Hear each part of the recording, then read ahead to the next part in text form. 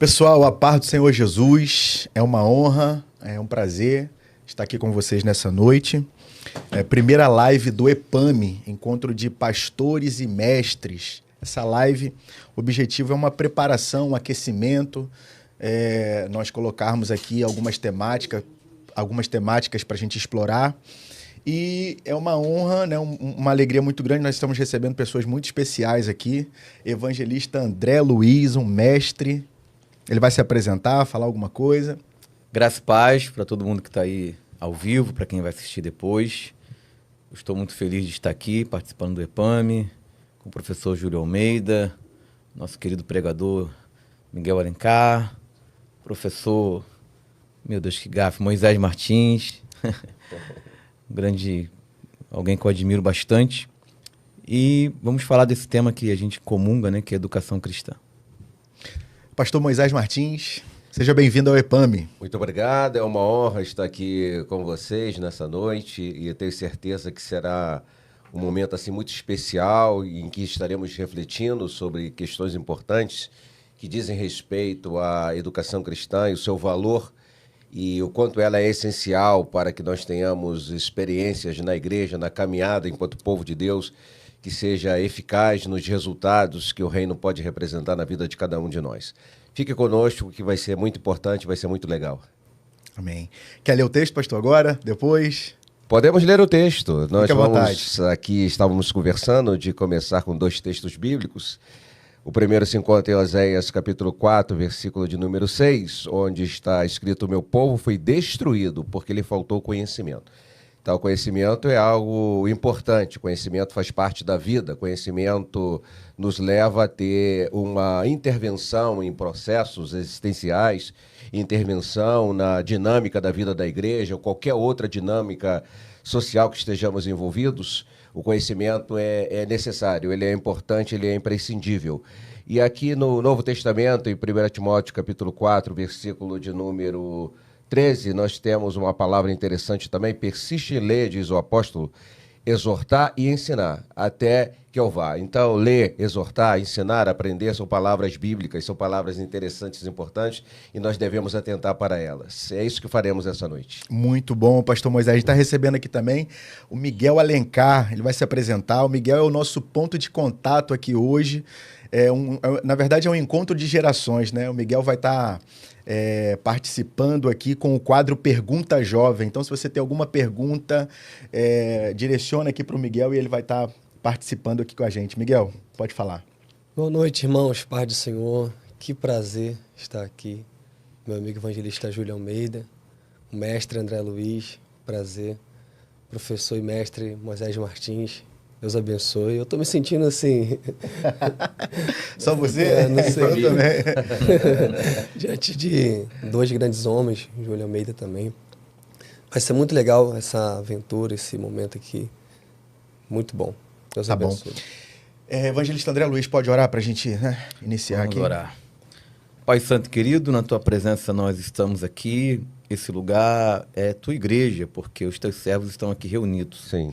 Nós estamos aqui pelo reino. Amém. Estamos aqui com o propósito de abençoar e edificar pessoas e contribuir para o ensino da Tua palavra. Que o Teu Espírito Santo guie esse trabalho, esse podcast, essa live. Que o Senhor possa nos dar sabedoria e que nós possamos cumprir o propósito para o qual estamos aqui, que é abençoar a Tua igreja. Nós entregamos tudo em Tuas mãos e já Te agradecemos, porque sabemos que o Senhor é bom e certamente a Tua bênção está sobre nós aqui. Amém. Amém. Meus irmãos, eu vou pedir aí aos amigos que, em nome de Jesus, compartilhem essa live, tá?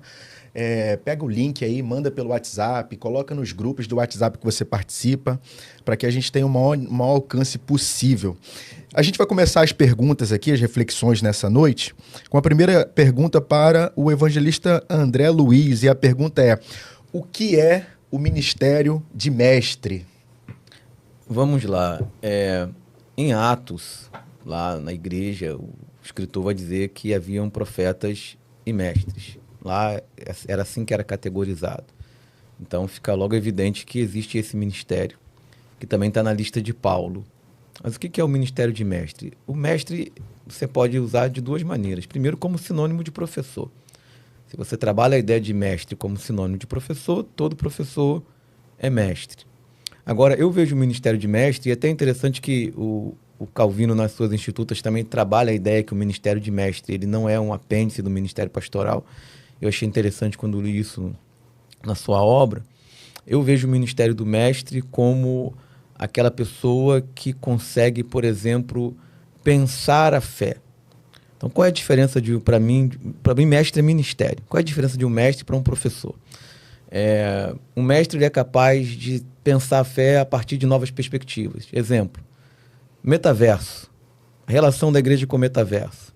Então, ele tem a capacidade de olhar aquilo e trabalhar, e criar um conceito, e criar uma ideia em cima de algo novo.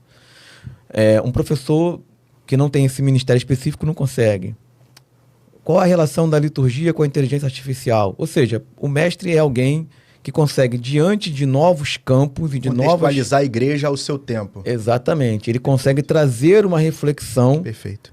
sobre isso. Segundo, o mestre é alguém que tem um notável saber. É alguém que tem uma formação sólida e alguém que dedicou anos de construção sobre educação, né? Sobre teologia, sobre doutrina. Então, é alguém que se caracteriza por um saber. É alguém que se caracteriza por formar professores, por formar outras pessoas, por ter uma capacidade didática, por produzir conteúdo. Então, por exemplo, um professor que não tem um ministério de mestre, no sentido que eu estou falando, ele pega uma revista e ele não consegue fazer uma crítica sobre aquilo. Ele vai trabalhar o formato da revista como está. Ele vai seguir o trilho do professor. Ele não elabora nada a partir daquilo ali. Ele vai seguir o trilho do que foi proposto pelo autor. Perfeito. O mestre, ele vai fazer um trabalho crítico. Ele vai olhar e vai dizer, para mim, a igreja local, isto é interessante, isto não é interessante. Essa perspectiva aqui é válida, porém ela não é dominante, ou ela não é única. A contextualização do início que o senhor falou, né? Ele é capaz de editar o conteúdo. E ele é capaz de produzir conteúdo. Então você diz assim, o pastor chega e diz assim, eu quero uma EBD nossa aqui, com o nosso conteúdo. Ele é capaz de produzir conteúdo. Então você vai ver gente que ensina, como eu disse, eles são professores, mas eles não conseguem produzir conteúdo, eles não conseguem fazer um trabalho crítico em cima do conteúdo que eles vão dar aula. Ou seja, eles são mestres nesse sentido de sinônimo de professor. Reproduzir o saber, né? Reproduzir o conhecimento. Exatamente. Então, e não necessariamente, mas o mestre quase sempre também o ministério dele vai alcançar para fora da igreja local. Ele vai ser reconhecido pela igreja, como Paulo foi, como outros foram, né? Certo. Como Calvino foi, como Armínio foi. E é isso que eu penso. Muito bom, muito bom. Agora uma pergunta aqui para o pastor Moisés Martins. Pastor, qual a singularidade do ministério de mestre no contexto eclesiástico cristão? Então, algumas questões já foram devidamente colocadas pelo mestre André. Estou de acordo com as considerações feitas por ele. Sim. Eu diria que se nós tivéssemos que falar de uma questão como inteligência cristã, e devemos pensar na existência disso, uma inteligência cristã, uma concepção racional da vida a partir do legado cristão, da herança judaico-cristã, eu diria que os mestres são responsáveis por isso, por criar uma dimensão de exercício de inteligência cristã. Legal. Eles estarão lendo as Escrituras, estarão lendo a tradição cristã, estarão assim relacionados à nossa rica herança teológica do Ocidente, os paradigmas que foram estabelecidos pela teologia cristã ao longo dessas eras, ao longo desses séculos, e ele será capaz de fazer uma tradução disso de forma coerente, sensata e lúcida para o tempo histórico que ele está inserido em termos de vivência da fé cristã. Cada geração presente num cenário histórico de vivência do cristianismo é responsável por pensar de novo como que essa fé pode alcançar uma relevância no contexto cultural que ela agora se encontra, que ela agora está. Por exemplo, nós temos desafios claros no nível do conhecimento na época que nós vivemos. O pós-modernismo, as concepções materialistas de visão da vida social, o hedonismo tão presente entre nós, o multiculturalismo como sendo uma força política decisiva no espaço da vivência sociopolítica do Ocidente. São tudo questões que dizem respeito à nossa vida, queiramos ou não. Nossa vida está inserida em toda essa dinâmica de pensamentos, de concepções culturais, de cosmovisões. Então é preciso que haja entre nós, homens e mulheres com aptidão para o exercício intelectual a partir da herança, dos parâmetros da fé cristã, que sejam capazes, assim, de não só manter a integridade da essência do que essa fé significa e representa, mas também ser capaz de fazer uma aplicação dela que seja satisfatória para uma resposta lógica, sensata e lúcida para a sociedade fora da igreja e que seja também capaz de conduzir os membros de uma comunidade de fé a ter uma percepção melhor do significado da sua fé e como trabalhar com ela no contexto da vida social e nos embates que a vida intelectual gera, sobretudo numa sociedade pluralista como a nossa, uma sociedade onde as pessoas entendem o cristianismo como uma das expressões possíveis Sim. para entendimento da vida. E nós temos isso como uma verdade e precisamos levar em consideração o fato de que há muita discussão em torno de vários temas que a Bíblia menciona e precisamos de homens e mulheres com capacidade apologética bem consistente, bem aprofundada, bem meticulosa, para que demos uma resposta que seja assim... que as pessoas possam ter uma percepção dela com clareza, entender exatamente o que nós estamos dizendo e a nossa ação, assim, nesse sentido, possa ser convincente para pessoas, elas entenderem que há uma razão, uma lógica e uma percepção lúcida dentro da expressão da fé cristã. Eu acho que isso seria um ponto, assim, bastante interessante e necessário. Diante disso que os senhores falaram, eu queria fazer duas provocações aqui. Vocês fiquem à vontade para responder, questionar, ponderar em cima disso. O mestre seria, primeiro, uma ponte entre o saber eclesiástico e o saber secular? Primeira provocação. Segundo, o mestre seria aquele responsável por fazer com que a igreja não continue respondendo perguntas que a atualidade não faz mais?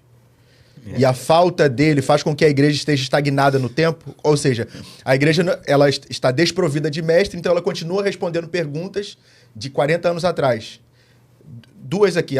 Ele é a ponte entre o saber eclesiástico e o saber secular. E outra, ele é aquele cara que... Ele é o ministério, o braço, né, que vai ajudar a igreja a atualizar suas respostas. Vocês dividem aí como é que vocês vão fazer. Ainda bem que não sou eu que vou responder. Eu começo, então, com essa questão da cultura secular e da cultura bíblica. Eu acho, sim, que existe parâmetros diferenciados entre essas formas de compreensão da vida. Existe uma dinâmica dentro da cultura secular que talvez apresente com um grau de incompatibilidade com aquilo que melhor define a fé cristã. Mas há dimensões da cultura secular que estariam compatíveis, de alguma maneira, com o exercício da fé cristã e que nós não precisaríamos fazer um processo de uma ruptura radical dentro de uma visão de fé muito narcisista, voltada para nós mesmos. Então, esse assunto, quando se coloca a questão da cultura secular, eu acho que precisamos não só compreender o que é essa cultura secular, a diversidade que ela significa, que ela representa, e que parte dela nós podemos estar associados de alguma maneira enquanto indivíduos que vivem dentro de um contexto social e podem contribuir não só com a perspectiva da proclamação de uma fé que salva, mas também de uma cultura civilizatória para essa sociedade. E, por outro lado, eu também acho que o mestre, volta a essa figura que nós estamos aqui tratando, dentro da realidade da revelação bíblica, ele é alguém que precisa ter conhecimento dessa cultura secular, precisa estudar os rumos do pensamento que a sociedade tem viabilizado e tem concretizado para que a resposta dele seja uma resposta sensata e lúcida, até dentro de uma provocação que você faz, no sentido de responder perguntas que a cultura e que a sociedade está fazendo nesse tempo. Então, se ele não tiver uma percepção do que é, por exemplo, o marxismo cultural, se ele não tiver uma percepção do que é uma concepção de inteligência artificial, como foi citado aqui, então não pode ficar represado só nos compêndios de teologia. É a opinião do senhor, é o que o senhor diria. Sim, porque existem duas vozes que precisam estar muito ativas dentro do universo da igreja. A voz que fala para a igreja e a voz que fala para aqueles que não estão na igreja.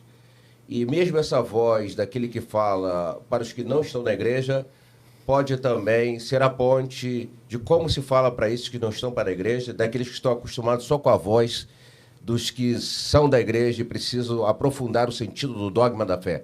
Então, eu acho, esclarecendo isso melhor, ao mesmo tempo que precisamos ter homens com a capacidade do aprofundamento, isso de alguma maneira também diz respeito ao ministério do mestre, aprofundamento de compreensão mais meticulosa do que a fé significa, representa, nós precisamos também ter homens e mulheres que sejam capazes desse olhar para fora e falar coisas que sejam plausíveis do que está acontecendo lá fora e dar respostas àquilo que a sociedade está inquieta diante dos rumos da cultura, da política, da vivência social. Eu acho que esse é o ponto, mestre André.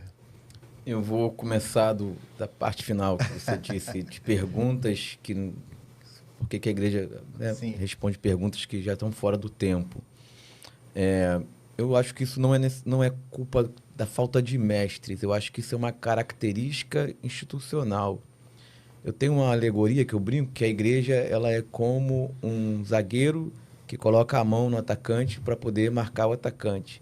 Ela nunca consegue antecipar o movimento, ela se move conforme ela deveria se antecipar? A sociedade se move. Você não tem como antecipar, só que assim, a igreja sempre está atrasada, porque ela nunca propõe as discussões. Ela trabalha sempre respondendo. E eu acho que isso é uma coisa, um paradigma muito difícil de ser mudado. De maneira mais reativa do que ativa, né? O apego à tradição, então, é como se a igreja sempre quisesse ficar presa a um tempo histórico. Só que o tempo histórico, ele tem esse poder que ele vai te empurrando e você só percebe depois de 20, 30 anos que a igreja teve uma mudança. Sim. 50, 60 anos que a igreja teve uma mudança. Então, as gerações ficam fazendo perguntas das gerações passadas nessa geração. E enquanto essa geração não passa, essas perguntas permanecem. Ou seja, há perguntas que não são feitas mais porque já está muito lá atrás.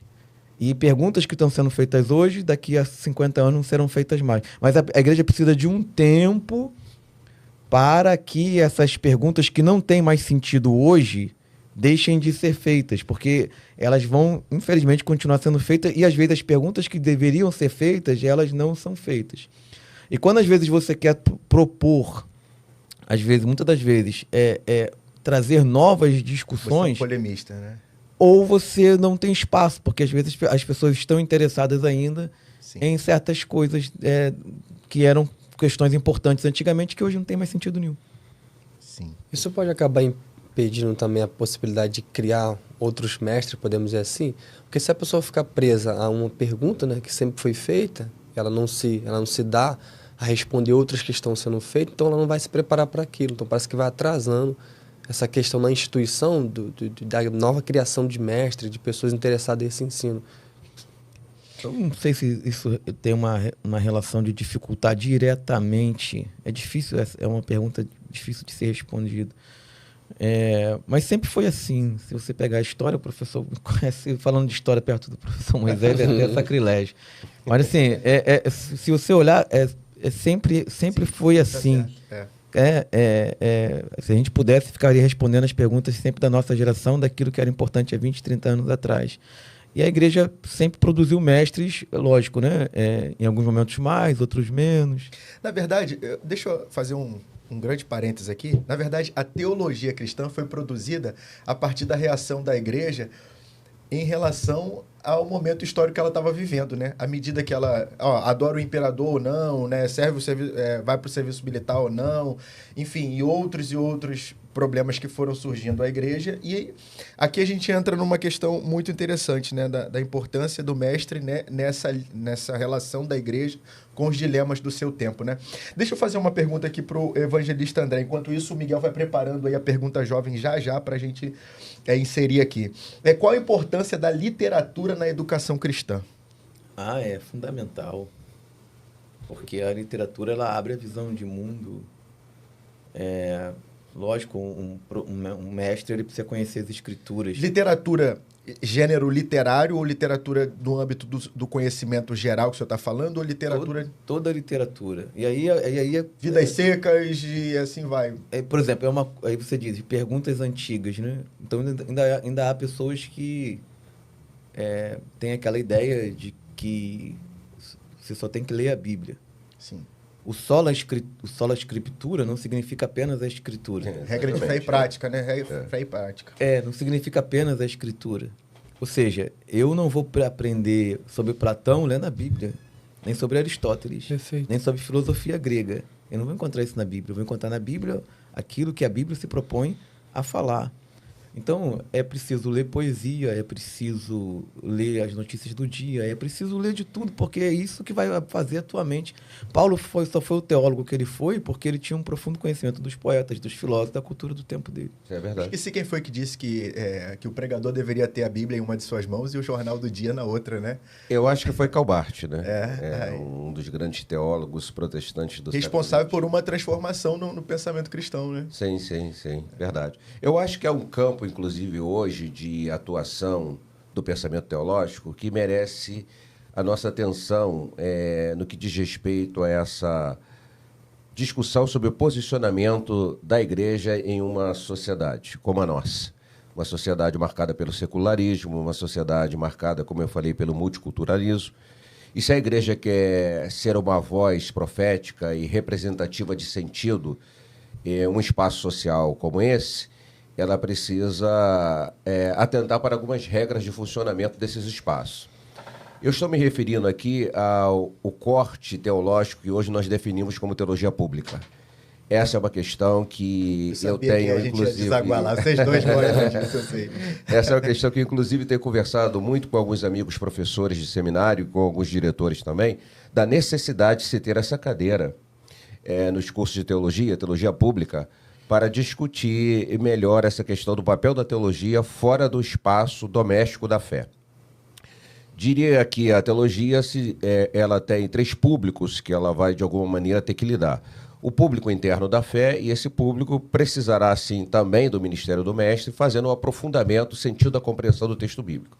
E ele poderá, inclusive, desfazer algumas ilusões interpretativas, alguns equívocos de interpretação, à medida que ele se torna um estudioso com bastante critério, dentro de um aprofundamento hermenêutico e exegético de compreensão das Escrituras, poderá elucidar bem alguns pontos, algumas questões e levar a igreja a uma maturidade mais efetiva na compreensão da fé e na forma como ela deve ser vivenciada. Mas existem 2 outros públicos que a igreja precisa alcançar também, que é a sociedade, no sentido mais geral, a sociedade civil, e também o mundo da produção das ideias, seria o mundo da universidade, o mundo da cultura, o mundo do entretenimento. A igreja não pode ignorar essas dimensões que fazem parte da formação da consciência de um povo que constrói efetivamente um ethos civilizatório. Eu penso assim que o Kuyper tinha razão ao dizer, propor aquela ideia de que não há uma dimensão da vida e que Cristo não reivindique como sua. Que era o primeiro-ministro da Holanda, né? Que diga de primeiro-ministro da Holanda, né? Nós precisamos estender a presença do cristianismo em áreas diferenciadas desse mundo de igreja. E se a gente está, por exemplo, preocupado com o diálogo com a sociedade, é preciso compreender o tipo de sociedade que vivemos, e a igreja precisa se aproximar de temas como uma certa consciência política, de afirmação de um valor de cidadania, de uma discussão sobre tipo e formatação de experiência democrática, de relação de Estado com sociedade. Perfeito. Eu acho que cabe um espaço necessário para esse tipo de pensamento, sobretudo naqueles que vão ser os formadores de opinião, tendo passado pela experiência do seminário e vão ocupar o mundo da igreja, sendo essa ponte entre aquilo que o seminário propôs, em termos de uma teorização sobre vários temas do mundo bíblico e da vida cultural em geral, e os membros que estão ali frequentando, e domingo após domingo, recebendo orientações bíblicas sobre a forma de viver. E se pensarmos no mundo da cultura e da universidade, por exemplo, o espaço da universidade tem que ser um espaço caracterizado por uma preocupação de afirmação do pensamento científico. E a discussão, por exemplo, sobre compatibilidade entre a herança judaico-cristã e ciência é uma discussão que está bem avançada. Evidentemente, ela não é muito popular, ou ela não alcança muito o público da igreja, mas há toda uma produção teórica nesse sentido bem estabelecida, bem fundamentada. A área da teologia pública, que é a área que eu estou me propondo agora a mencionar, é uma área que tem hoje uma produção teórica bem consistente e já alcance de um amplo público para que se possa pensar melhor sobre isso. Caberia aos pastores, os líderes locais, ter uma sensibilidade diante da importância desse fato, e isso seria de fundamental importância, de fundamental importância para o papel que a igreja vai desempenhar na vida social e na vida cultural. Você falava de literatura inicialmente, e a gente já tem até exemplos do exercício da literatura em si, como foi o caso de C.S. Lewis, e outros que fizeram um projeto literário que pudesse, de alguma forma, alcançar um público que não é de igreja, e eu acho que isso... Max Weber é cristão? Max Weber tinha uma formação cristã, protestante. Ele fez esse link, né? Seria um bom exemplo, né? Talvez também, né? De entender o seu tempo e... E assim, independente do fato de ter a identidade cristã ou não, a sociologia dele é uma sociologia fundamental para compreender as sociedades do tipo capitalista, né? Sim. Mas o que eu quero dizer, para colocar um ponto final nesse exercício aqui de raciocínio, nesse momento, é que precisamos de teologias do tipo da teologia pública para melhor dar conta dessa relação com cultura, com literatura, com política, com universidade, porque a nossa teologia é uma teologia ainda muito marcada, sobretudo do mundo evangélico conservador, por um pietismo, por um fundamentalismo muito truncado, por uma experiência muito narcisista de concepção de mundo. Olhamos o tempo todo para nós mesmos e não olhamos para fora do nosso espaço, e deveríamos olhar como condição, inclusive, de dialogar. Porque a ideia de que eu possa entrar em mundos diferentes do meu, sem a compreensão e a sensibilidade de colocar o diálogo como uma possibilidade, vai soar sempre como uma manifestação de arrogância e de falta de sensibilidade diante do outro e das suas colocações e formulações. Perfeito. Vamos lá, quadro Pergunta Jovem. Hermínio, me ajuda aí. Vai lá, Miguel. Antes de eu fazer duas perguntas que eu separei aqui para o pastor Moisés Martins e o pastor André Luiz, eu fiz uma conferência esses dias em conservatória, conferência bíblica para jovem. Eu falei sobre o tema o jovem e o ministério. Eu disse a eles que eu acredito muito que Deus tem um tempo separado para essa juventude brasileira, sabe? No ministério, na vocação, que Deus tem algo para derramar sobre a vida deles.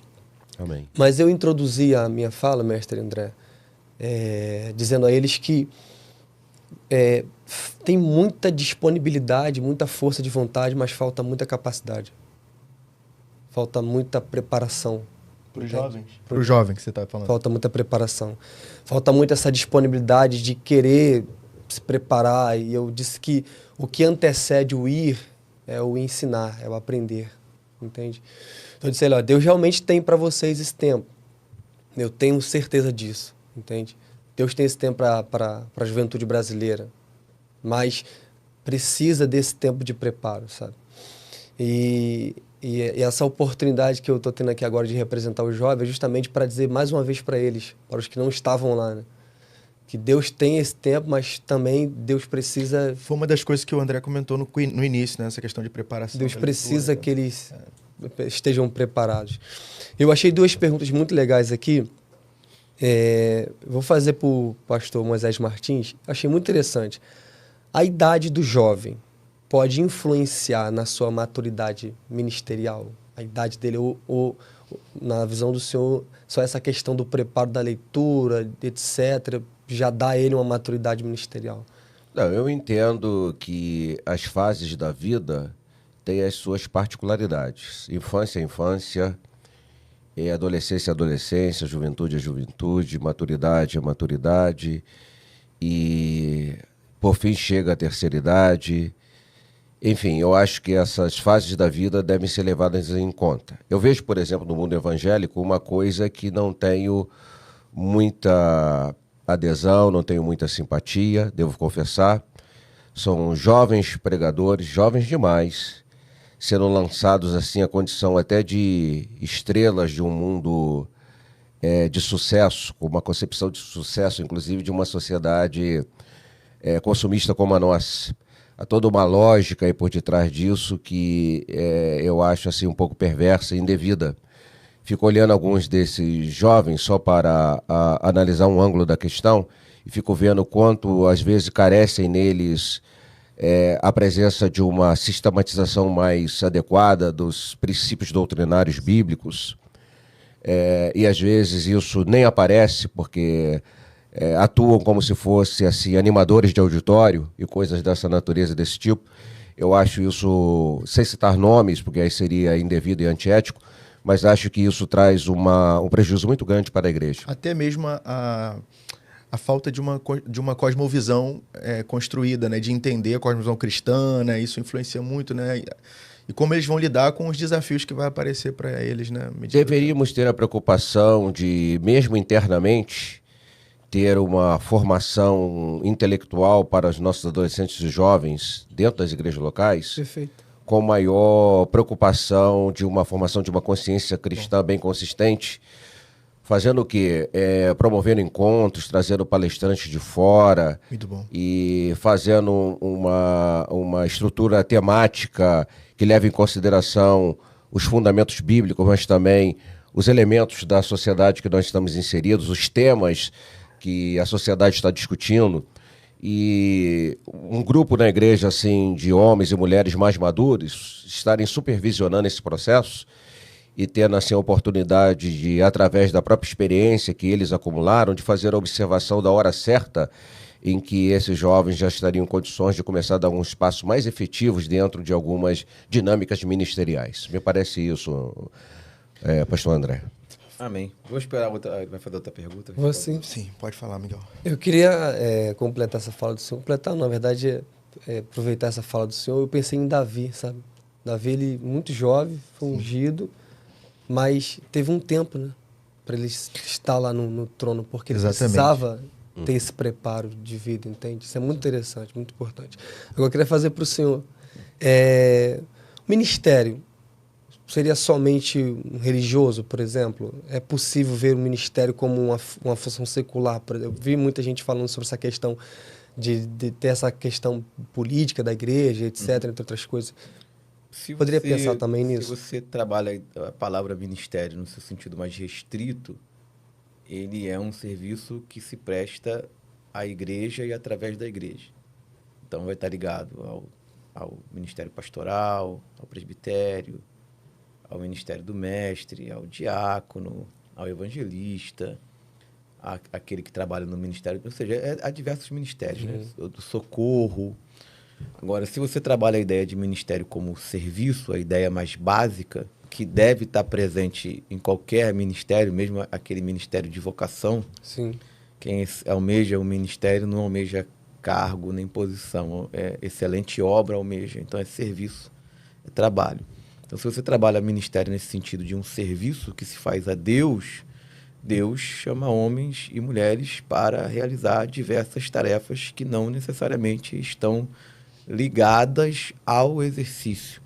Não é? A Reforma Protestante trouxe essa ideia de que você pode glorificar Deus sendo um sapateiro, de que você pode glorificar Deus sendo um médico. Mandato cultural, resgate da identidade do mandato cultural cristão, né? Exatamente. Então, você no seu ambiente de trabalho, você como médico, como dentista, como que for, você pode estar servindo a Deus, dando um testemunho público da sua fé, ou trabalhando como pessoas trabalham com organizações, com ONGs, com trabalhos humanitários, de maneira que eu entendo que é possível ter um ministério fora da igreja nesse contexto, né? Que não está ali naquela lista de ministérios. Agora, isso tem que ser evidenciado por obras e pelo testemunho de que alguém de fora olha e diz: Deus levantou essa pessoa para fazer esse trabalho. Você tem essa característica, né? Vão dizer que ela tem essa característica. Sem a pessoa se auto-ungir, por exemplo, dizer assim, Deus me mandou fazer isso. Correto. Tá. A gente está falando para muitos jovens aqui, e não só jovens, né? Pessoas também de uma idade mais avançada, que se interessam por essa temática do Ministério de Mestres, né? Pelo Ministério de Ensino. Uma pergunta aqui que eu acho que é uma pergunta que vai sintetizar, vai apontar uma direção aqui muito legal para todo mundo que está acompanhando. Hoje, uma pessoa que está ouvindo esse podcast e ela diz assim, olha, eu me sinto chamado, as pessoas dizem que eu sou chamado, eu sou chamada para esse ministério. Como construir isso? Como caminhar?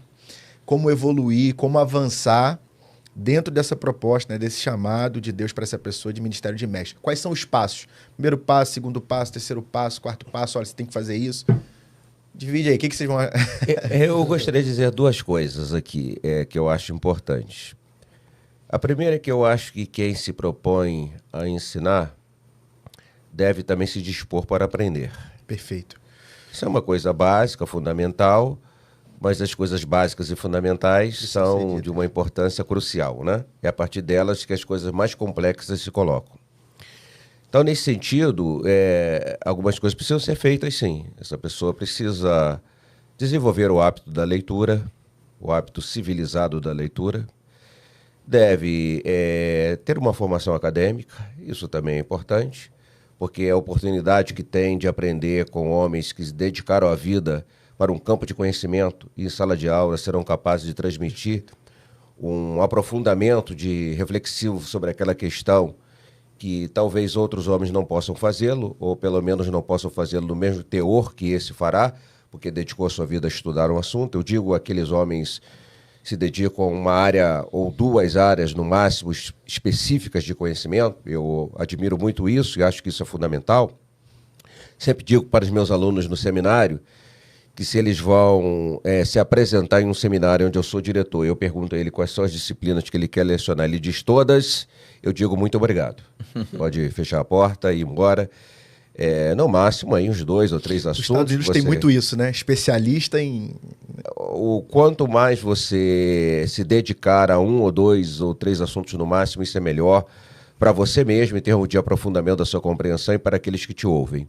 Esse é um ponto, então, que eu acho decisivo e fundamental. É preciso estar disposto a aprender para depois ensinar. E formação acadêmica. Formação acadêmica. Mas também um assunto que eu acho, um tema que eu acho importante ser considerado é o tema mesmo do chamado, né? Eu acredito firmemente numa soberania de ação do Espírito Santo no que diz respeito às atividades que se faz na vida em geral, inclusive no sentido que o mestre André acabou de dizer, até mesmo nas suas profissões seculares, as pessoas podem ter uma ação de Deus, uma ação do Espírito Santo que possa torná-las mais competentes naquilo que fazem e, assim, fazer com maior esmero, fazer com maior qualidade, trazendo uma qualidade maior de resultados. Eu acredito muito na ação do Espírito Santo em todas as dinâmicas da vida. O Espírito Santo atuando o tempo todo, em todo momento, seja para reflexão de assuntos mais espirituais, digamos assim, daqueles que estamos mais acostumados na igreja, mas seja também da dinâmica da vida social como um todo. Então eu acho que o elemento também de um chamado divino para esse exercício de ação que nós estamos definindo aqui como a figura do mestre, que aparece ali na carta de Paulo aos Efésios, num contexto muito específico, né? Pastores, mestres, apóstolos, profetas. Então é preciso entender que ali há alguma coisa de muito assim especificidade da parte de Deus, inclusive. Não se deve se envolver com coisas que não se tenha um chamado de Deus, né? Eu acho que o chamado de Deus, ouvir a voz de Deus sobre aquilo que você faz no contexto do reino é de suma importância. Obra divina, iniciativa divina, né? Tá. Vou fazer uma pergunta agora ao evangelista André Luiz. Quais os desafios de ensinar na igreja? Então, essa é uma pergunta muito abrangente. Você vai depender muito de cada igreja local. Sim. Por exemplo, determinados professores podem ter um desafio no relativo à estrutura. Ele pode ter uma estrutura muito precária. De mídia, né? De ambiente mesmo. De ambiente. Porque se você tem uma sala de aula mal iluminada, se você tem uma sala de aula onde o aluno, depois de 10 minutos, a cadeira dói aqui, dói ali, você vai ter dificuldade. E, às vezes, o professor enfrenta problemas que não está na sua alçada, não depende dele. Ele vai depender da igreja liberar a verba e tal, para realizar. Então, quais os desafios? Uma estrutura que não é suficiente. Uma sala muito cheia, uma sala mal arejada, uma sala mal construída, que muitas das vezes é dificuldade e muitas das vezes é mesmo uma negligência que existe, né? A gente não pode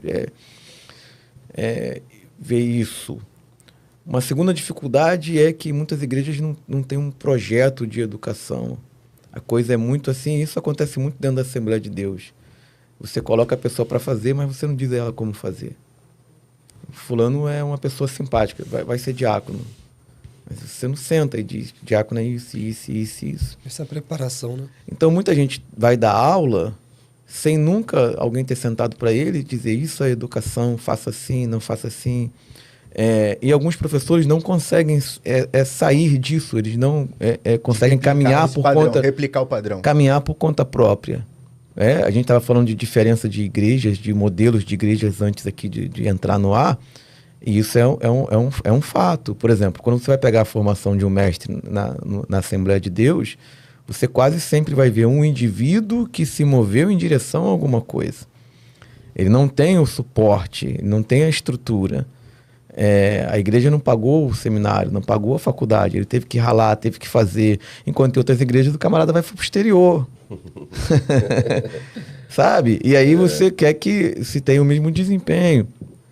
Então você tem essa dificuldade de estrutura, você tem essa dificuldade de falta de projeto, então o professor é colocado lá e ele vai trabalhando, ele até tem a vocação, mas vai trabalhando no automático, então você tem essa dificuldade também.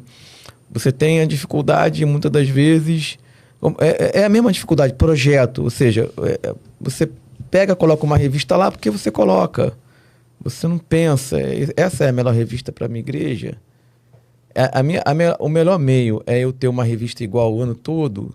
Ou o melhor meio é eu, dependendo do trimestre, talvez trabalhar com outras revistas? Então, essa é a dificuldade, né?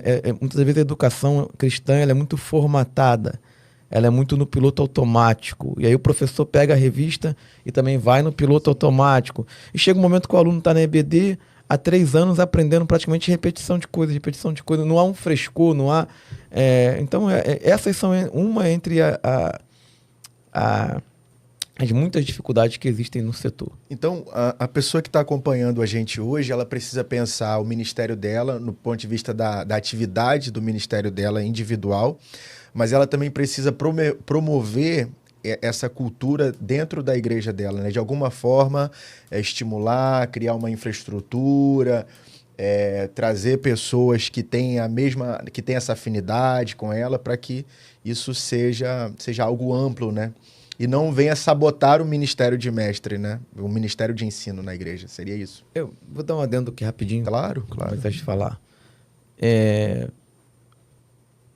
Muitas das vezes, ela tem que ter essa sabedoria dentro da igreja local de colocar as demandas, né? Chegar e falar, eu preciso disso. Que também, muitas das vezes, o mestre fica esperando. Não, o pastor olhar. Às vezes o pastor está olhando tanta coisa que ele não vai ver aquilo. Muito legal, realmente. Então, assim, a tarefa do professor, ele tem que entender que ele é o responsável por aquele espaço. Uma coisa é ele levar uma demanda que não é atendida por N motivos. E outra coisa é ele simplesmente esperar que outra pessoa veja a demanda. Se ele está vendo o problema, ele precisa... colocar. Legal. Eu preciso de uma melhor formação, eu quero participar de simpósios, muitas das vezes eu não tenho recurso, será que a igreja pode me ajudar? Ou seja, você ser ativo.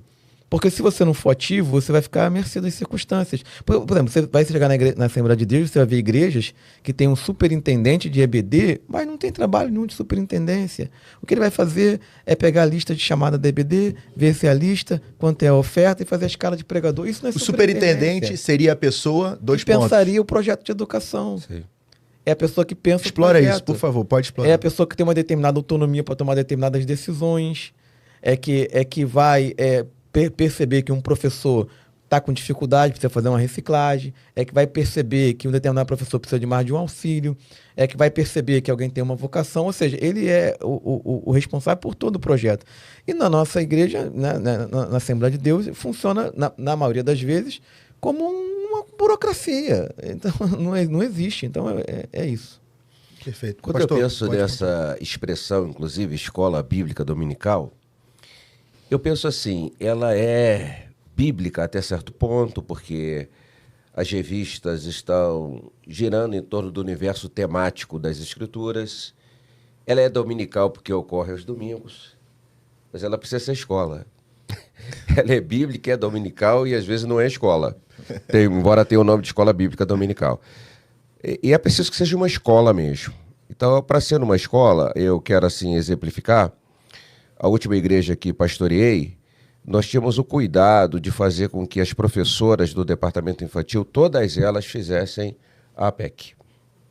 Elas tinham que aprender alguns fundamentos de uma teologia voltada para crianças. Pode falar sobre a APEC, se eu quiser. Sim, é uma associação que se dedica a preparar professores e professoras para o Ministério Infantil. Legal. Então, a questão de como se faz a aula, a formatação da aula, algumas noções da psicologia aplicada à situação da infância. Então, é uma instituição muito bem preparada, tem prestado um serviço bastante significativo, interdenominacional, mas com ênfase no mundo denominacional batista, ela tem essa origem, mas ela também não força nenhum tipo de identificação com o universo batista, ela se abre para as demais denominações, e ela faz um trabalho excelente de preparar durante alguns meses um jovem, uma jovem para o exercício do Ministério Infantil.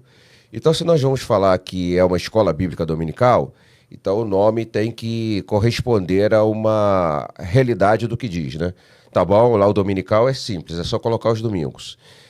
Bíblica, vamos ter sempre a preocupação de dar uma base bíblica de tudo aquilo que nós estamos comentando naquele espaço, naquele momento de reflexão e de educação cristã. Mas precisaríamos também ter uma concepção de escola, e aí eu destaco apenas 2 pontos aqui, pelo tempo que temos para estar conversando. O primeiro é que esse professor tenha preparo realmente, não é uma questão de escolha de um professor de escola bíblica dominical, porque tem 20 anos de crente. Não é questão de escolha de um professor de escola bíblica dominical, porque colocaram ele lá... Precisa porque, ter conteúdo.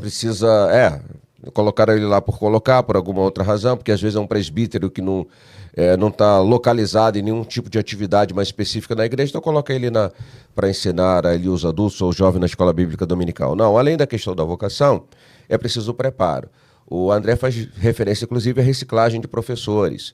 Eu diria que coisas que acontecem no mundo secular das escolas deveriam acontecer também em relação à escola dominical. Deveríamos ter uma reunião semestral de todos os professores para fazer uma avaliação.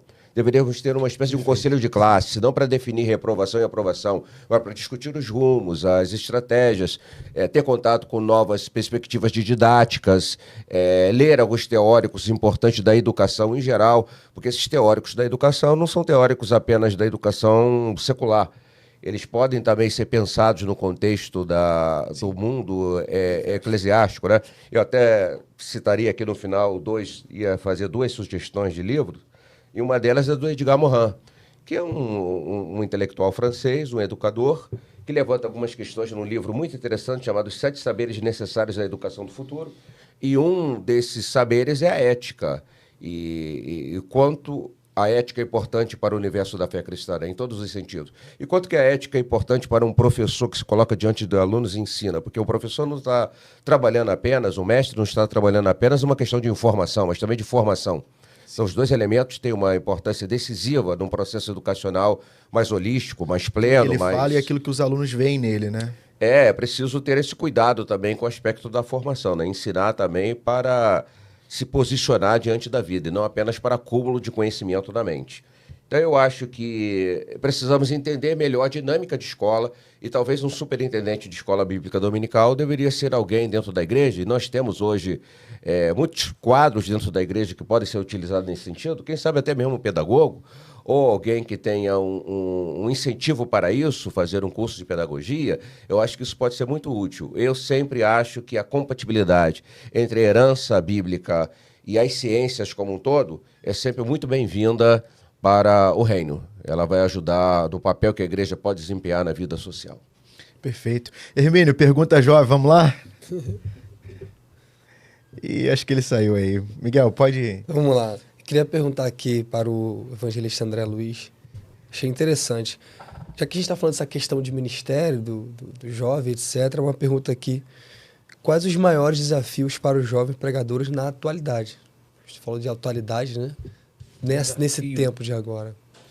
Eu acho que o maior desafio é você escolher boas referências. Uau! Porque a referência, ela tá ligada aonde você quer chegar. Perfeito. Por exemplo, né? O pastor Moisés Martins mora ali perto da Unig. Se eu der como referência o shopping aqui em Campo Grande, ninguém vai chegar lá, não tem como chegar. Então, o que você, jovem pregador, quer do seu ministério? O que Deus falou contigo a respeito do seu ministério? Né? O meu ministério, Deus falou comigo sobre compromisso, sobre santidade, sobre excelência. Então, você precisa procurar referências que te guiem por aquele caminho, né? Que te façam chegar naquele alvo. Então, a primeira questão é essa. Porque falo como alguém que já foi jovem, hoje tem tantas vozes, tem tantos influencers, tem tanta gente falando, e muitas das vezes as medidas humanas, elas entram dentro da igreja, não é? Então a gente acaba tendendo a ouvir quem tem muito like, ou quem... Perfeito. Quem tem muita mídia no Instagram, ou quem tem isso, ou quem tem aquilo. É muito fácil ser seduzido por estas coisas, mas que no final, às vezes vão gerar uma frustração, porque na verdade você projeta que ministério é aquilo, que às vezes você não vai alcançar. Naquilo que o pastor Moisés comentou sobre o jovem. E você vai se perder na vocação, porque eu acredito que ministério é uma tarefa que Deus quer que você faça. Eu não sei de quem é a frase, mas assim, faça o que for possível, aonde você está, com aquilo que você tem. Então isso é ministério. Se você entender o que é ministério e você abraçar aquilo que Deus te deu, e a questão do tempo, né? Que o jovem, ele tem aquela coisa, ainda mais hoje que é um mundo tão acelerado, mas por exemplo, você quer ser mestre, eu vou te dar uma boa e uma má notícia. A boa é que é uma excelente vocação.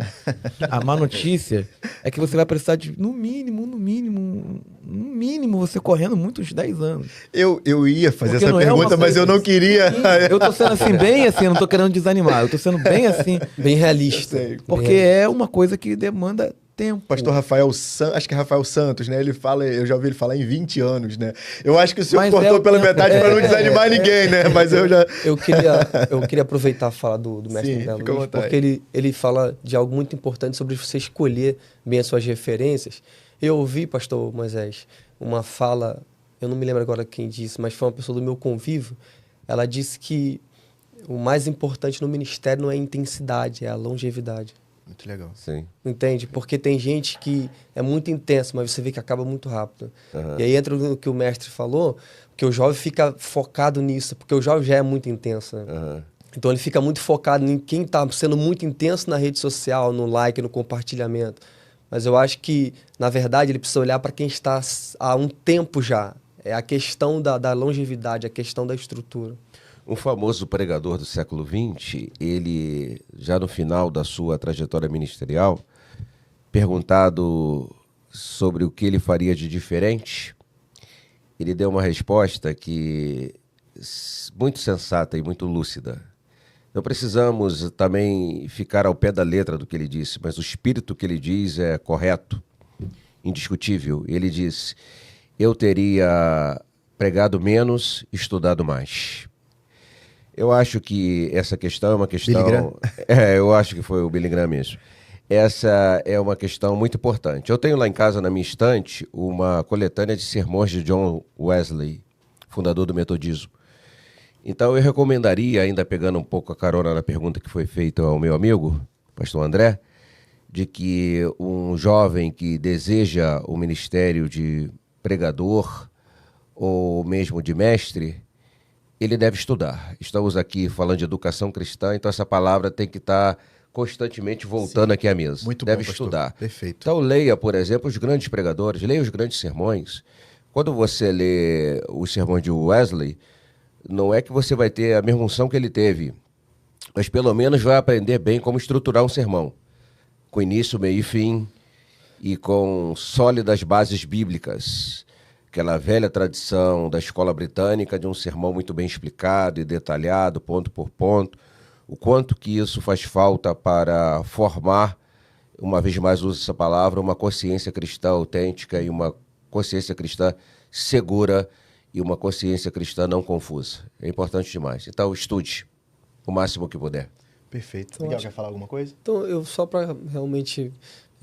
eu acho que então essa é uma das maiores dificuldades do jovem nesse tempo, é a paciência, ele se preparar, entende? Porque ele precisa desse preparo, ele precisa dessa... Deixa eu fazer uma ótima colocação. Assim. Ainda do que ele está falando rapidinho, não vou tomar muito tempo. Tanto para ser um grande pregador quanto para ser mestre, você tem que lidar com a parte solitária do ministério. Perfeito, cirúrgico. A parte do bastidor. Sim. Porque hoje, assim, é normal, a gente vive nessa cultura do mostrar, né? Só que você vai ler vários livros que ninguém vai ver você lendo. Você vai estudar e ninguém vai ver você lendo. Vai ser você, a cadeira, uma mesa, uma luz e você ali. Sem glória, sem aplauso, sem parabéns, sem você é o cara. O pastor Moisés é um escritor também. Então você senta ali e você fica 6 meses, 1 ano escrevendo um projeto. Depois você, às vezes, vai demorar, 6 meses, 1 ano para publicar. Ou seja, você trabalha num projeto 2 anos para aquele projeto ir na mão de alguém. Uhum. E durante aquilo, muitas das vezes, alguém vai dizer assim, mas cadê fulano? Fulano está sumido, e fulano está sem mídia, fulano está sem convite, fulano está sem isso, fulano está sem aquilo. Porque as pessoas não estão vendo o que você está produzindo. Então, você precisa ter essa paciência e entender que um ministério fundamentado é isso. Muita coisa Ele que tem um alicerce oculto, porém profundo, árduo, vai chegar um trabalhoso, momento que aí você vai ter a oportunidade, igual o pastor Moisés vou fazer aqui o merchandising, vai estar com o livro dele lá na Bienal do Livro. Isso. Então, Obrigado.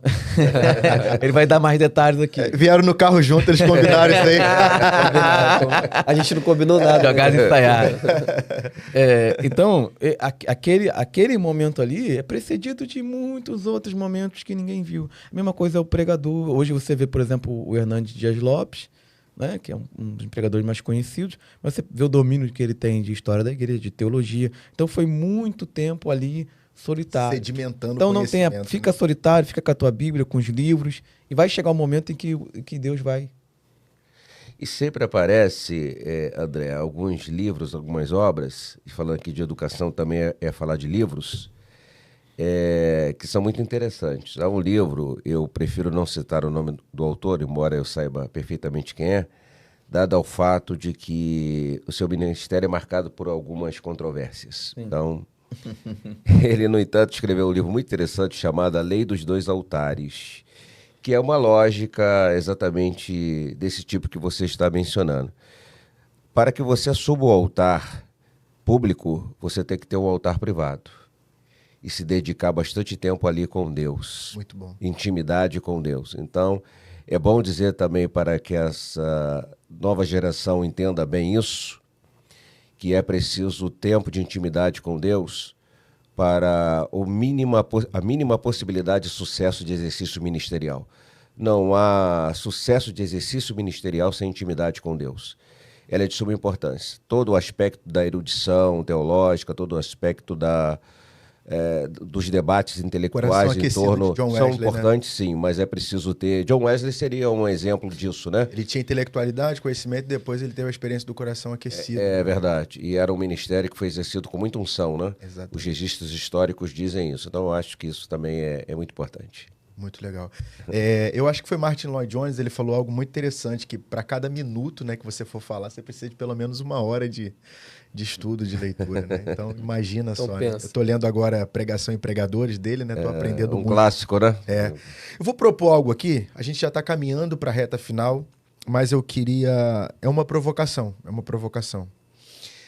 Diante também de um dilema, de uma dor minha, uma idiosincrasia minha, e eu acho que isso reflete na vida de outros.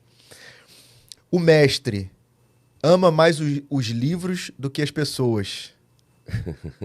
O mestre compromete a sua socialização por conta dos livros. E aí eu encerro com na época do seminário, eu passava o dia todo lendo, e no final do dia eu falava para um amigo meu, falava, poxa, fulano, eu tô me sentindo angustiado, tô me sentindo mal. Ele falou, não, é porque você tá muito cheio. E depois de tempo, passando uma crise, foi o psicólogo, isso 20 anos depois.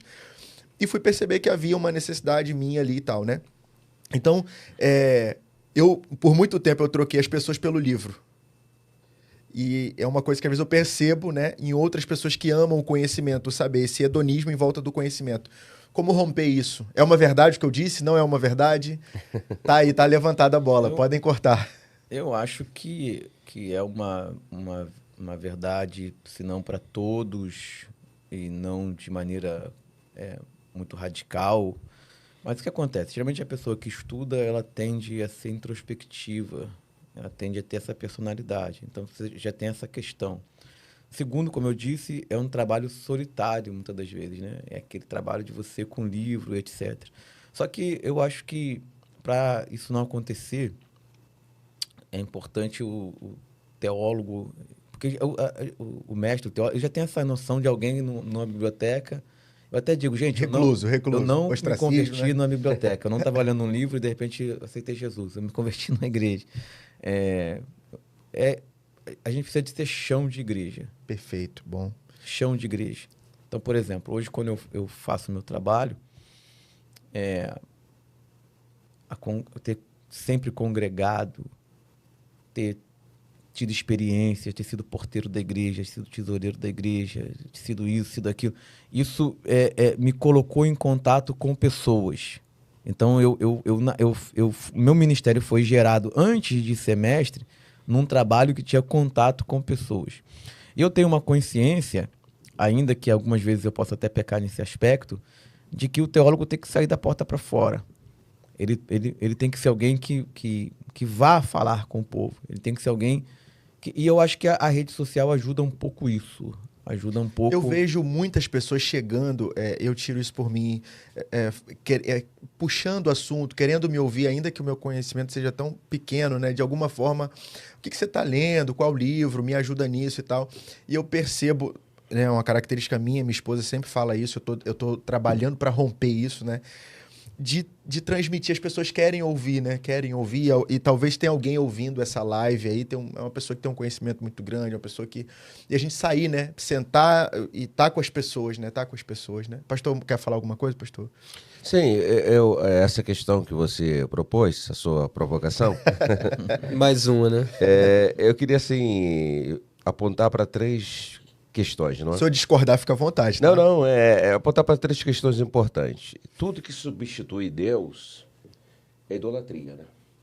Deus tem que ter a primazia. Certo. Então, acho sim que, mesmo no exercício de uma virtude, pode haver problemas. Nossa, que frase.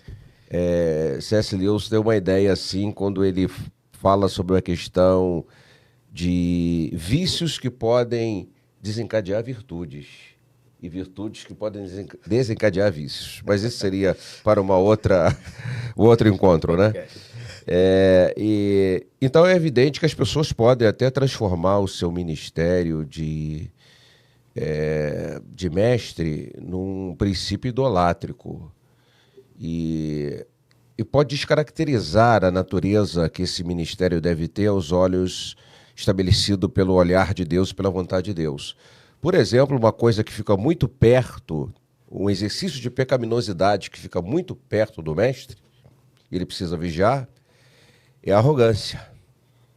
Perfeito. E o sentimento de superioridade intelectual, ou às vezes até exagero brincando e falo que é o complexo de 4ª pessoa da Trindade. É o que os fariseus diziam, essa gente é maldita que não conhece a lei, né? Então, a arrogância deles... Eu acho que você tem que olhar para os riscos realmente que a coisa pode ter, né? Sim. Mas eu queria também citar, num outro momento aqui, o Aristóteles com a ideia de que a virtude está no equilíbrio. Uau. Então, em todos os sentidos, você pode ter uma vida equilibrada, o tempo para o lazer, o tempo para o estudo, o tempo para o casamento, o tempo para os amigos, né? O tempo para o podcast aqui. Então, precisando equilibrar a vivência, né? Agora, também diria uma coisa aqui, um terceiro ponto, que é óbvio que aquele que se propõe ao exercício ministerial de um mestre, ele precisa passar mais tempo com os livros do que os demais.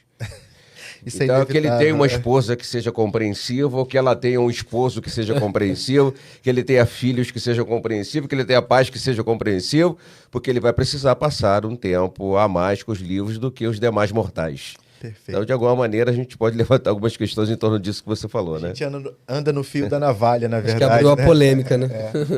Miguel, tem alguma pergunta aí? Já rapidinho pra gente finalizar, né? Tá bom. Pra gente fechar aqui. Já fiz tanto pro mestre André Luiz, né? Direcionar um aqui ao pastor Moisés Martins. Mas o povo quer continuar a ouvir o mestre André. O povo gosta dessas reflexões apuradas, sensatas e inteligentes. Eu nem dormi essa noite, gente, pensando que eu estaria com esses dois. Vou cortar essa parte e vou postar lá. Então vamos fazer o seguinte. Vou fazer pros dois, então, rapidamente. Isso, melhor. Na verdade, não é uma pergunta deles, mas é uma pergunta minha, baseada naquilo que a gente está falando. Porque o jovem, como é muito intenso, o jovem ele está bastante empolgado. Aí eu queria falar diretamente na questão da pregação do jovem. Por exemplo, a gente está incentivando aqui o jovem a leitura secular, a leitura da Bíblia, etc. Aquela descoberta das informações, etc. E às vezes existe essa questão de você analisar bastante a informação que você está lendo, estudá-la um pouco mais, mas às vezes causa essa empolgação no pregador ou na pessoa que quer passar a informação antes dele averiguar de fato sobre aquela informação. Eu queria saber dos senhores até onde pode ir essa questão da aplicação do ensino, da pregação de um jovem. Bom, ou que tipo de cuidado ele precisa tomar diante disso tudo? O que acontece muito é o uso de fontes que muitas das vezes são heterodoxas ou heréticas no intuito de falar algo que ninguém nunca falou. Perfeito. Era isso que eu estava tentando dizer. Eu vou usar isso aqui da PNL aqui, da Programação Neurolinguística, vou tocar todo mundo. Essa é uma tentação muito natural de quem está começando, de querer se destacar a partir de revelar o que ninguém nunca revelou. A nossa tarefa não é dizer o que ninguém nunca disse. Na verdade, como o Paulo diz, não nos canso de repetir as mesmas coisas. A gente atualiza a mensagem, mas a mensagem é sempre a mesma. Então, muitas das vezes, o jovem pregador, ele escuta alguém falar, e porque deu certo, porque muitas das vezes quem está ouvindo não tem um critério, e aí a coisa aconteceu, ele vai repetir. Mas hoje com a rede social, quer dizer, dá certo num lugar, mas em compensação aquele vídeo vai para outros lugares, diz o que é isso, que história é essa? Então, faça um filtro. Você tem uma fonte sobre aquilo? Quem é essa fonte? Quem corrobora com esse pensamento? Perfeito, sim. Não é porque é um rabino, mas muitas vezes é alguém que é completamente heterodoxo, é alguém que o judaísmo mesmo coloca de lado. Qual o paralelo que isso tem na escritura? Tem algum fundamento? É uma informação completamente à parte do texto? Dá para colocar?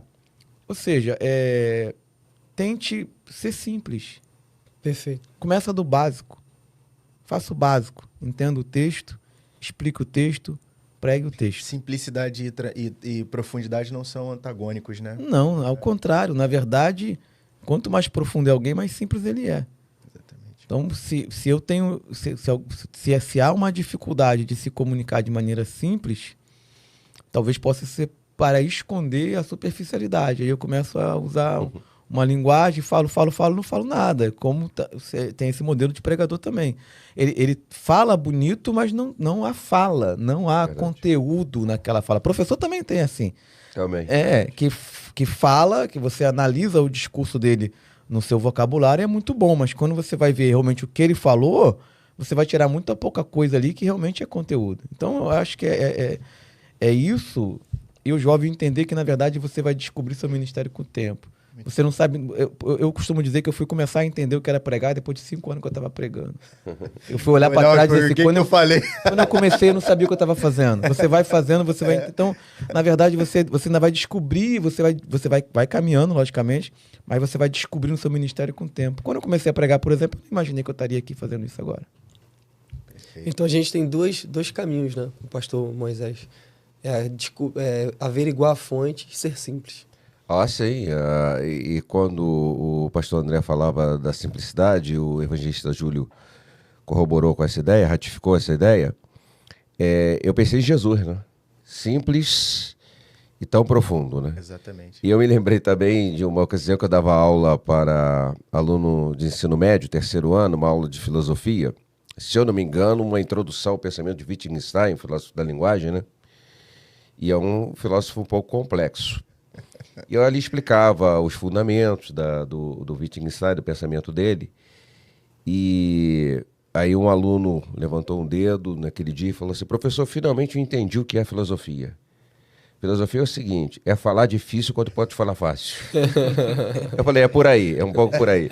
Eu acho sim que a simplicidade deve ser buscada e também sempre a submissão ao Espírito Santo, né? O Espírito Santo é a grande fonte para tudo. E quanto mais submisso a ele eu for para escrever livros, para amar a minha mulher, para olhar a vida, para viver meus momentos de lazer, para fazer uma oração sentado no sofá da minha casa, qualquer coisa, eu creio, nesse sentido, o meu pentecostalismo é exacerbado. Eu creio que o Espírito Santo deve estar conduzindo todos os pensamentos e sentimentos e interagindo conosco o tempo todo.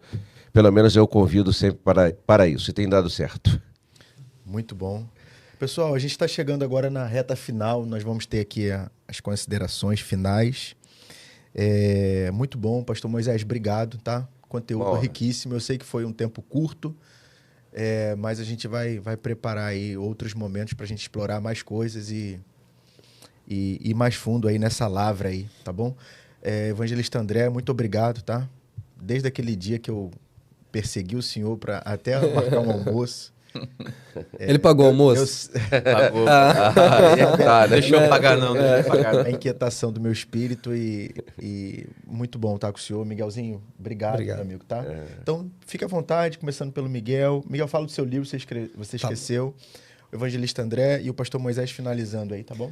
Falando do meu livro, duas coisinhas. Eu tive a oportunidade de escrever. Estou aqui diante de dois grandes escritores. Escrever um livro, O que antecede a traição.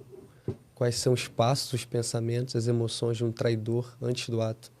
Então, é um livro bastante interessante, com conteúdo bem interessante. E está disponível nas minhas redes sociais, também na editora, Letras e Versos. E eu finalizo a minha participação, agradecendo a Deus por essa oportunidade de estar aqui perante o pastor Moisés, mestre André Luiz, evangelista Júlio. E como eu sou um jovem, estou representando a juventude, deixar uma palavra para a juventude brasileira. Tenho orado por vocês, tenho clamado pela vida de vocês, pelo ministério de vocês, amém, para que Deus vos desperte para esse tempo de avivamento, de ensino, de dedicação à obra de Deus, pois sei que esse mundo tem sido cruel em laçar a juventude. Mas eu orei a Deus e disse a Deus que estou disposto a contribuir com o reino dele, que é trazer essa juventude para perto sempre, e Deus vai dar essa nação para a gente, em nome de Jesus. Deus abençoe a juventude brasileira. Muito bom, meu amigo. Evangelista André. Eu quero louvar a Deus por essa oportunidade, por estar aqui, agradecer professor Júlio, prazer rever o Miguel, muito bom estar com o professor Moisés Martins. Tem um comentário aqui na minha live dizendo assim: pastor Moisés Martins, quero lhe trazer aqui em Santarém, Pará. Ô, Ivanilson, eu dei o recado aqui, hein? Agora vai orando aí. Então, eu quero finalizar dizendo duas coisas. Primeiro, parabenizar a proposta do EPAMI, dizer para você que está aqui na minha live, que está aí na live do Júlio, que está pelo canal do EPAMI, faça a sua inscrição, participe do evento. O caráter, a proposta é extraordinária. Então, para você que é jovem e quer ser professor, que quer ser pregador, vai ter uma pregadora no evento. Exatamente. Você que é pastor, que quer entender mais desse mundo, envie seus professores. Ou seja, ajude a gente a espalhar essa mensagem, porque realmente é um evento que tem uma proposta inédita, eu diria, nesse sentido. Nunca vi nada parecido com isso. E dizer que a educação cristã na igreja pentecostal, que a maioria a gente está falando aqui, ela tem tido um avanço, não é? Certamente. Falando de jovens, os jovens começaram a ser seduzidos por uma outra vertente teológica, por falta de referenciais, por falta de teólogos pentecostais escrevendo, por falta de teólogos pentecostais se colocando. E agora isso tem mudado. E aí que a igreja brasileira se desperte para a importância do ensino, para dentro da igreja, para fora da igreja. E eu acho que esse é o caminho, né? Que o Senhor Jesus abençoe a igreja e abençoe aqueles que trabalham na obra do Senhor. É só isso. Pastor Moisés, obrigado, tá, evangelista André? Pastor Moisés, fica à vontade. Eu quero agradecer também a oportunidade de ter estado aqui. Foi uma experiência muito gratificante. E quero recomendar a você que siga o Conselho Paulino de examinar todas as coisas que você ouviu e reter o que é bom. Acho que tem muita coisa boa para você, meu amigo, minha amiga que nos acompanhou, reter aí na sua imaginação e no seu coração também. Eu quero agradecer ao evangelista Júlio pela oportunidade concedida e já louvo a Deus pela nossa amizade. Já tem gerado frutos e outros frutos virão. Eu quero aproveitar e fazer uma propaganda aqui rápida, tá bom? No dia 9 de setembro, às 2h30 da tarde, eu estarei no estande lá da editora UP Books, lançando meu novo livro, meu novo ensaio chamado Paradigmas da Igreja Cristã Ocidental.